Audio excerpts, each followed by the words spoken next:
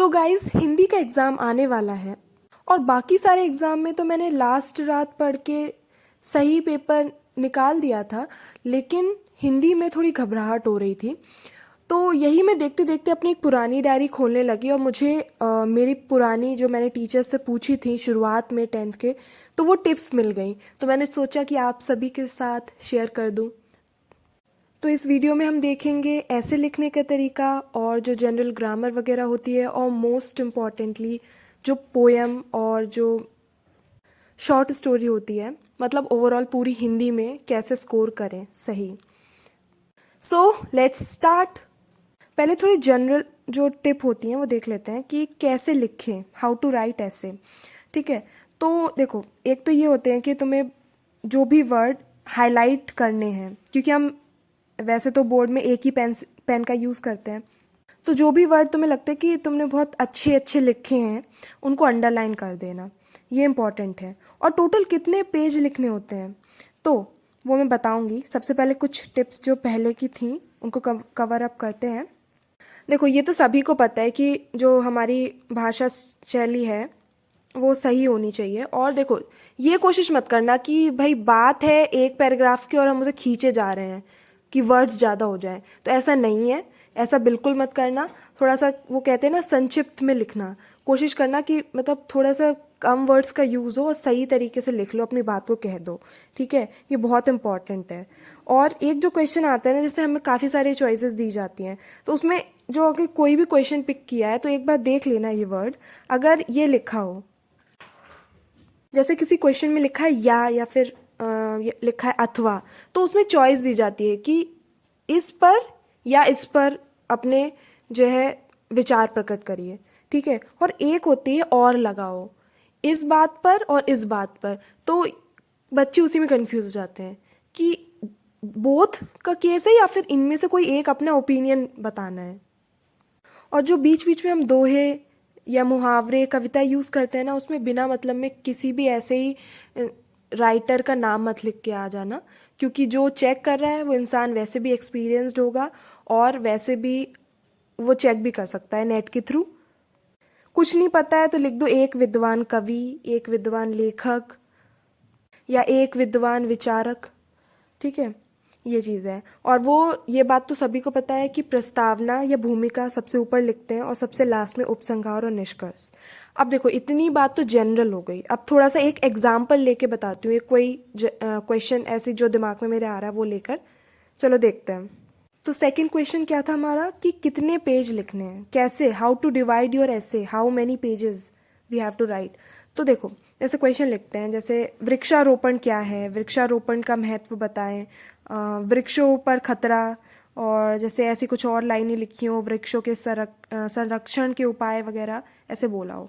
तो आपको उसमें क्लियर दिख नहीं रहा होगा ढंग से कितने पार्ट्स हैं, लेकिन थोड़ा सोचो, 4 या 5 पार्ट्स होंगे। हमें 4 या 5 पेज ही लिखने होते हैं हर एक टॉपिक के बारे में। ठीक है, प्रस्तावना और जो उपसंहार है वो तो इंक्लूड करना ही है, वो थोड़ा सा उसका पार्ट हो जाएगा, पर कुछ ऑन एंड रफ जो है एस्टिमेट, एक एक पेज या उससे थोड़ा थोड़ा कम हर टॉपिक के बारे में लिख दो, तो 4-5 पेज आपके हो जाए इस तरीके से। और हेडिंग क्या डालनी है, वृक्षारोपण का अर्थ। ठीक है, फिर पूरा लिख दिया। सबसे पहले तो प्रस्तावना हो गई, फिर ये वाला हेडिंग, फिर दूसरी डालो वृक्षों का महत्व, वैसे तीसरी, चौथी, पांचवी और लास्ट में उपसंहार। ये होता है पूरा फॉर्मेट। और लास्ट में एक बोनस टिप भी है, वो भी सुनते जाना। लेकिन अभी देख लेते हैं हमें हिंदी सेकेंड में क्या पढ़ना है।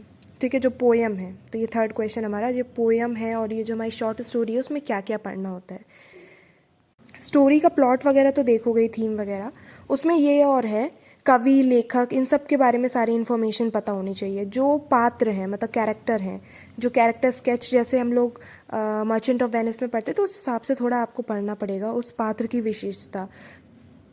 कभी कभी जो माइन्यूट डिटेल्स हैं, जस्ट एक अभी मेरे दिमाग में आ रही है, जैसे कि गर्ग स्टोर वाली बात थी, वो जो हमारा चैप्टर था दो कलाकार करके, है ना, उसमें तो वो गर्ग स्टोर के नीचे वो भिखारिन मरी होती है। तो कभी कभी ये छोटी छोटी माइन्यूट डिटेल्स भी बहुत इंपॉर्टेंट हो जाती हैं, क्वेश्चन बन सकता है उनसे। और हमें ऐसे हिंदी जैसे एक स्कोरिंग सब्जेक्ट में छोटी छोटी बातों में मार्क्स नहीं गंवाने हैं। ये भी है कि बॉल पेन से लिखा जाता है, वो तो आप सभी को पता ही है। और स्टोरी को बस एक बार रीड कर लो और ज़्यादा कुछ नहीं है। कभी कभी किसी पात्र ने, कैरेक्टर ने कुछ बात कही होती है जो बहुत इंपॉर्टेंट होती है, ठीक है, तो उस चीज़ को का मतलब है ना, अगर वो कॉम्प्लिकेटेड वर्ड्स में है तो वो आपको उसका अर्थ बताना मतलब आपको पता होना चाहिए। दूसरा, टॉपिक की सार्थकता कई बार पूछ लेते हैं, है ना, कवि वगैरह के बारे में तो हम पढ़ के चले जाते हैं।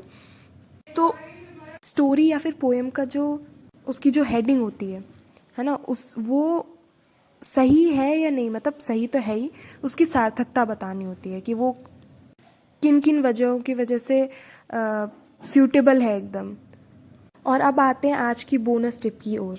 तो देखो, प्री बोर्ड हो, फर्स्ट सेकंड या फिर बोर्ड्स हो, इसमें ये कोविड-19 या कोरोना से related topics for letter and essay दोनों के लिए इम्पॉर्टेंट है। जो लेटर हम किसी ऑफिसर को लिखते हैं, जैसे कि वो हमारे यहाँ की गंदगी को हटाए या फिर लोग ज़्यादा बीमार हो रहे हैं, अवेयरनेस प्रोग्राम से रिलेटेड, ऐसे जैसे उसमें पॉइंट हो सकते हैं अबाउट वैक्सीन, या आगे फ्यूचर में ऐसा कभी ना हो तो उसके सोल्यूशन। मतलब ज़रूरी नहीं है कोविड-19 डायरेक्ट टॉपिक बन जाए, बट उससे रिलेटेड आसपास के जितने भी टॉपिक्स हैं लेटर के लिए, इवन जो कॉम्प्रिहेंशन होता है उसके लिए, इंग्लिश के ऐसे लेटर्स वगैरह में भी इम्पॉर्टेंट रहेगा। और जो बाकी जनरल ग्रामर बची है वो तो सब कर ही लेते हैं। तो बस दैट्स इट फॉर टुडे। तो हिंदी बहुत स्कोरिंग सब्जेक्ट है, और जैसे कि पिछले सेमेस्टर में मेरे सही नंबर आ गए थे, ये टिप्स मुझे तब भी पता थी, और अभी जब ये निकल ही आए हैं तो मैंने सोचा आपके साथ शेयर कर दूं। For more such updates, subscribe to my channel and comment down if you need help in any other subject. Bye.